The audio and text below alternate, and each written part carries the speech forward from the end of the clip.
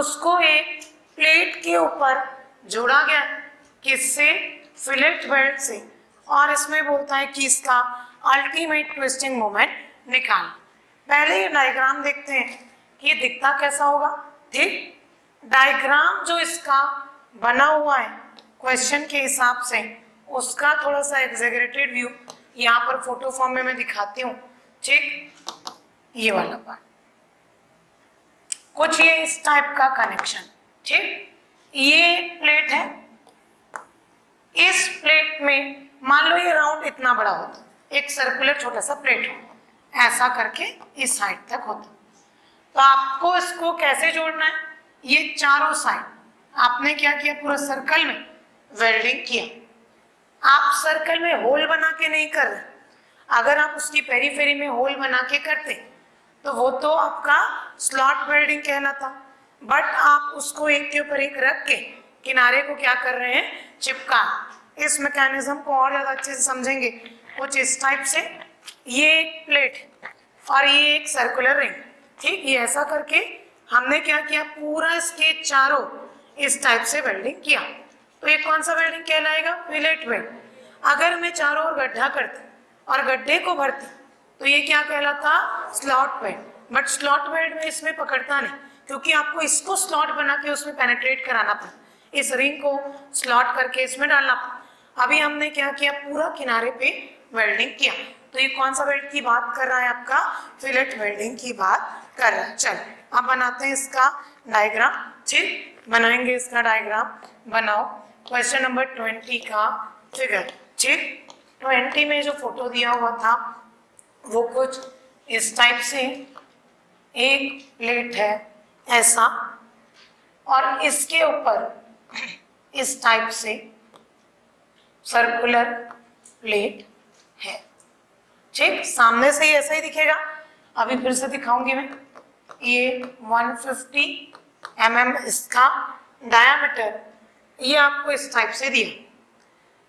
अब इसका top view हमको बनाना पड़े। टॉप व्यू आपके पेपर में नहीं दिया। ठीक, नहीं, टॉप व्यू दिया था इसमें, तभी इसमें समझ में आएगा। टॉप व्यू दिया था इसमें। ठीक, ये इस टाइप से है।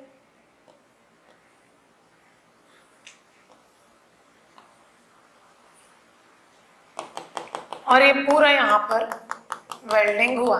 याद रखेंगे हमने इसमें स्लॉट नहीं बनाया, हम ऊपर से जोड़ के चिपका रहे। ठीक, और इसमें वेल्ड का साइज दिया हुआ था 6 mm। कितना दिया हुआ था? वेल्ड का साइज 6 mm। क्वेश्चन को फिर से पढ़ेंगे और देखेंगे कि इसमें एक्चुअल में LSM से बनाना है कि WSM से बनाना। क्वेश्चन के हिसाब से देखते हैं। अच्छा, इसमें दो कंडीशन और दी हुई थी। FU की वैल्यू दिया है 410 MPa और शॉप वेल्डिंग लिखा। कौन सा वेल्डिंग लिखा है? Shop weld.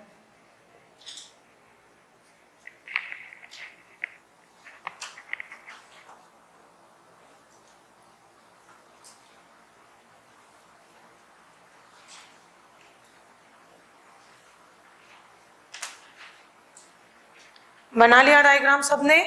बना लिया सबने? ठीक, क्वेश्चन को फिर से पढ़ते हैं कि क्वेश्चन क्या है। डायग्राम बना लो। ये वेल्ड है।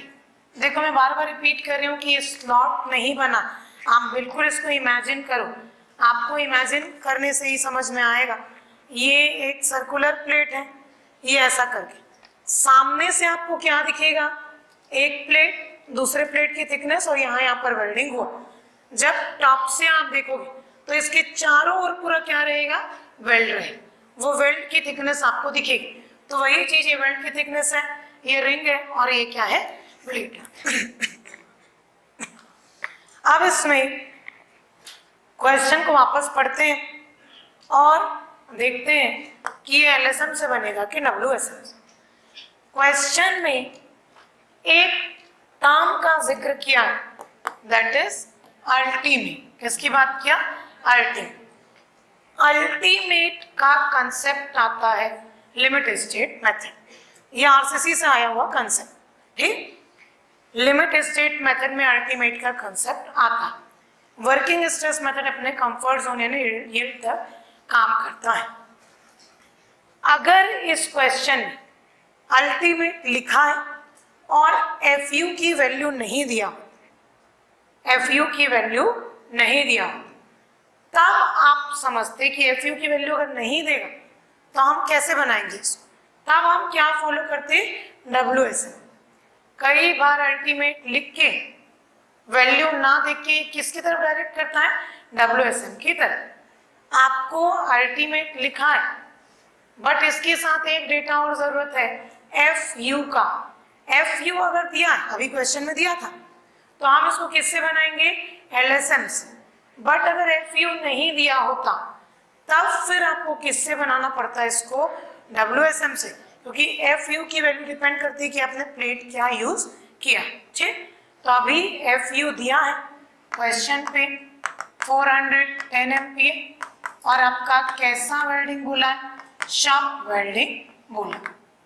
तो हम इसको बनाएंगे लिमिट स्टेट मेथड से। अब क्वेश्चन में ध्यान देंगे, अभी तक इससे पहले जो क्वेश्चन हमने पढ़ा उसमें आपको स्ट्रेंथ निकालने बोला था, स्ट्रेंथ यानी फोर्स। इसमें क्या निकालने बोला, moment. Moment is equal to होता है फोर्स इनटू परपेंडिकुलर डिस्टेंस। ये एक सिंपल सा फॉर्मूला पहले सेमेस्टर में SFD BMD वाले चैप्टर से पढ़ते आ रहे हो, ठीक। Moment is equal to force into perpendicular distance, ठीक। हमको फोर्स पहले निकालना है, मल्टीप्लाई करना है परपेंडिकुलर डिस्टेंस, कौन सा परपेंडिकुलर ये भी बताऊंगी, और उससे क्या निकल जाएगा, मोमेंट। समझ में आ रहा है, ठीक। तो आप इसको प्रोसीड करते हैं क्वेश्चन को। मैं डायग्राम वाले सेक्शन पे वापस चलती हूँ, ठीक, और यहाँ पर क्वेश्चन को प्रोसीड करते हैं, ठीक। पहले लिखो, इसमें लिखो ट्विस्टिंग। क्वेश्चन में क्या बोला, अल्टीमेट मोमेंट बोला, ultimate moment. Ultimate moment is equal to force या स्ट्रेंथ इनटू परपेंडिकुलर डिस्टेंस।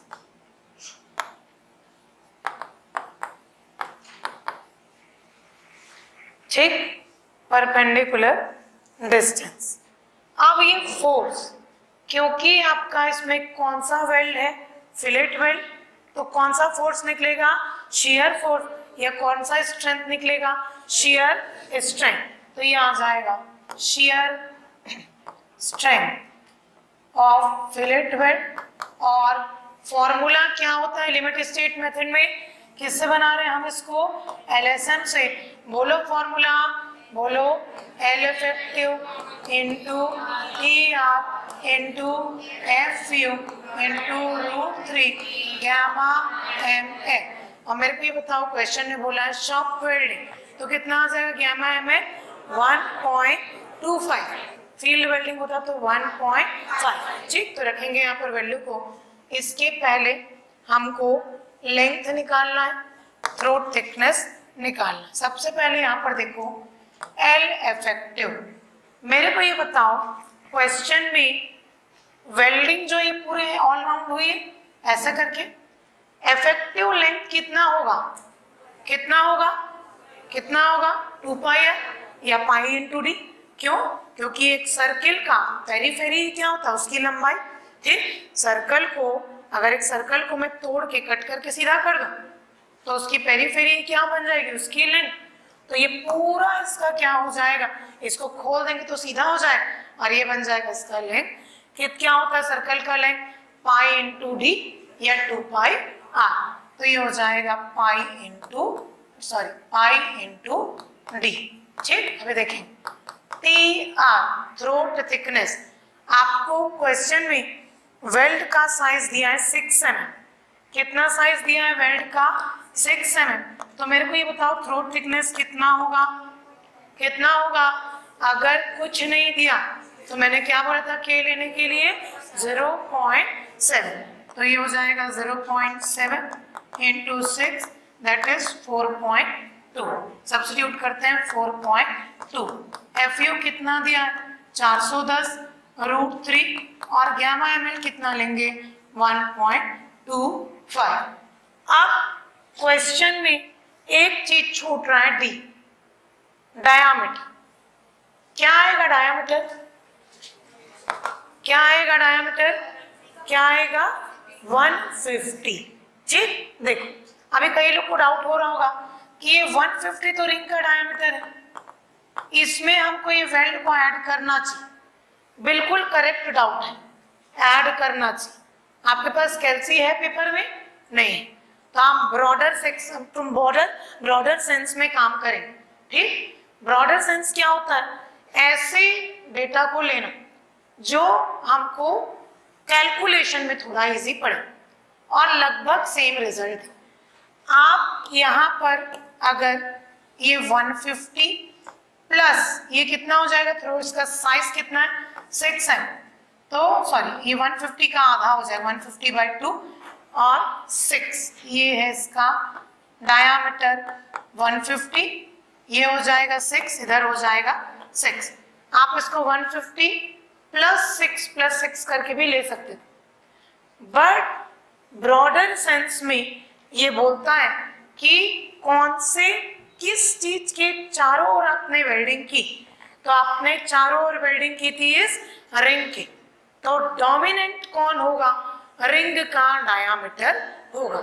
आपको वेल्ड को इसमें जोड़ने की जरूरत नहीं, तो रिंग का डायामीटर जो इनर डायामीटर, ठीक, किसका डायामीटर डोमिनेंट होगा, इनर डायामीटर, तो यहाँ पर डी की वैल्यू कितना लेंगे 150। तो यहाँ पर आप लिख सकते हो D is inner diameter of ring, D is inner diameter of ring, और इसकी वैल्यू लिखेंगे I इंटू 150 इंटू 4.2 410 √3 1.25, और पाई की वैल्यू कितना हो जाएगा 3.14 या 22/7 रख के आप निकालें कितना आ रहा है वैल्यू, करो कैलकुलेट करो, करो कैलकुलेट। अभी खत्म नहीं हुआ है क्वेश्चन, ये तो हमने स्ट्रेंथ निकाला, स्ट्रेंथ या फोर्स, अभी क्या बचा है मूवमेंट। ठीक, इतना बना के आंसर मत लगा देना, एक ऑप्शन वेट करते रहता है, आधा क्वेश्चन बनने के बाद भी आंसर आता है, अब वो आंसर वेट करते रहता है कि आप गलती करो। आपको क्वेश्चन में क्या निकालना है, अल्टीमेट मूवमेंट, तो अभी मूवमेंट बनाना बचा हुआ। ठीक, ये कितना आ रहा है 374.8 किलो न्यूटन। ठीक, किलो न्यूटन, न्यूटन में आया होगा 10⁻³ करके, ये किलो में 10⁻³ रख देते हैं न्यूटन। ठीक, 374.8 इंटू 10⁻³ न्यूटन। ठीक, करो इतने को नोट करो, इतने को नोट करो, और जिनका ये हो गया ट्विस्टिंग मूवमेंट में डिस्टेंस क्या ले थोड़ा सोचो,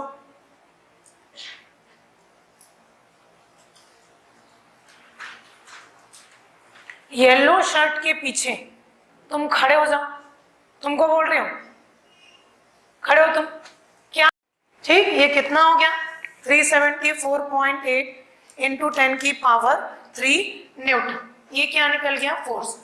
अब बात आती है मूवमेंट की, हमको क्या निकालना है मूवमेंट। ठीक, ध्यान देंगे, पहले हमको ये समझना है कि इसमें मूवमेंट कैसा हो। जब एक प्लेट के ऊपर दूसरा प्लेट होता तो जो मूवमेंट डेवलप होता है वो इस टाइप का आता है। ठीक, यस, तो इस टाइप से आता है तो इसको बोलते हैं ट्विस्टिंग। जब ऐसा आता है तो इसको बोलते हैं बेंडिंग। दो मूवमेंट होता है, एक प्लेट के ऊपर जब दूसरा प्लेट रहता है और लोड इस टाइप से आ रहा है तो ये खिंचाएगा, तो ये खिसकेगा, तो इसके कारण जो मूवमेंट आएगा ये आएगा ट्विस्टिंग मूवमेंट, क्योंकि ये शियर का रिजल्ट। बट अगर ये प्लेट बेंड हुई और इसके कारण ऊपर का प्लेट बेंड होगा तो ये कहलाएगा बेंडिंग मूवमेंट। तो अभी क्वेश्चन के हिसाब से यहाँ पर मोमेंट डेवलप होगा आपका ट्विस्टिंग मोमेंट, और ट्विस्टिंग मोमेंट की जो वैल्यू होगी ये आएगा, ट्विस्टिंग मोमेंट लेंगे हम सेंटर से, क्योंकि सेंटर को रेफरेंस मानेंगे, तो मोमेंट इज इक्वल, ये सेंटर से, सेंटर पे आएगा किसी एक कॉर्नर पे फोर्स इनटू परपेंडिकुलर डिस्टेंस। जैसे साइकिल चलाते हैं, साइकिल का जो पेडल वाला एक्सेल रहता है उसका एक सेंटर होता है, एक पेडल जाता है नीचे पेडल एक्सेल, और एक पेडल एक्सेल क्या आता है ऊपर। आप किसको एक्सिस मानते हैं? सेंटर। सेंटर पे कोई मूवमेंट नहीं होता, सेंटर के इधर पे एक्सेल जा रहा है नीचे और ये वाला पार्ट क्या आ रहा है ऊपर। ऐसा चलता है साइकिल? किसी का साइकिल ऊपर ऊपर नीचे नीचे चलता है क्या? नहीं, एक जाएगा नीचे तो दूसरा ऑटोमेटिकली क्या आएगा ऊपर। तो रेफरेंस किसको मानते हैं? पाइवट पॉइंट, सेंटर को। तो ये सेंटर से इस फोर्स का परपेंडिकुलर डिस्टेंस मिलेगा, कितना होगा ये? 150/2। तो आपका यहाँ पर अल्टीमेट मोमेंट जो निकलेगा ये टी यू, क्योंकि ये ट्विस्टिंग मोमेंट होगा, ये आ जाएगा force into perpendicular distance. Force कितना निकाला? 374.8 इंटू 10⁻3। डिस्टेंस कितना हो जाएगा? 150/2 mm।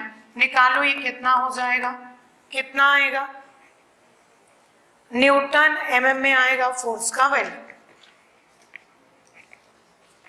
28.11 इंटू 10⁻6 आ रहा है क्या? आ रहा है, न्यूटन mm, या इसको क्या लिख सकते हैं? 28.11 kilo newton metre. Moment newton metre, kilo newton mm, इस टाइप के कॉम्बिनेशन में आता है, पर मीटर नहीं होता, क्योंकि फॉर्मूला क्या है? Force into distance. फोर्स का यूनिट है न्यूटन, डिस्टेंस का यूनिट है मीटर या mm। आ रहा है इतना आंसर 28.11 किलो न्यूटन मीटर। ठीक, आपको इसमें डिस्टेंस कहाँ से लेना है? सेंटर से। इसी की जगह मान लो एक प्लेट दूसरे प्लेट के साइड में होता और उसमें आपको फोर्स कहाँ पर लग रहा है वो पॉइंट दिया होता, तो डिस्टेंस आप डायरेक्टली निकाल सकते थे। बट इसमें आपको ये जज करना पड़ेगा कि जब एक प्लेट दूसरे प्लेट के ऊपर है और फोर्स अगर ऐसा लग रहा है, क्योंकि फोर्स दिया नहीं है, तो हम अज्यूम रख रहे हैं कि इस टाइप से टेंसाइल फोर्स, तो इस केस में कौन सा स्ट्रेस पार्टिसिपेट करेगा? Shear stress. As well as कौन सा वेल्ड है? Fillet weld. फिलेट वेल्ड में कौन डोमिनेटिंग होता है? शेयर। तो शेयर स्ट्रेस के कारण कौन सा मूवमेंट डेवलप होगा? Twisting movement. बेंडिंग स्ट्रेस के कारण बेंडिंग मूवमेंट आता है, शेयर के कारण आपका शेयर स्ट्रेस के कारण ट्विस्टिंग मूवमेंट आता है। तो इसमें नोट करके लिखो, moment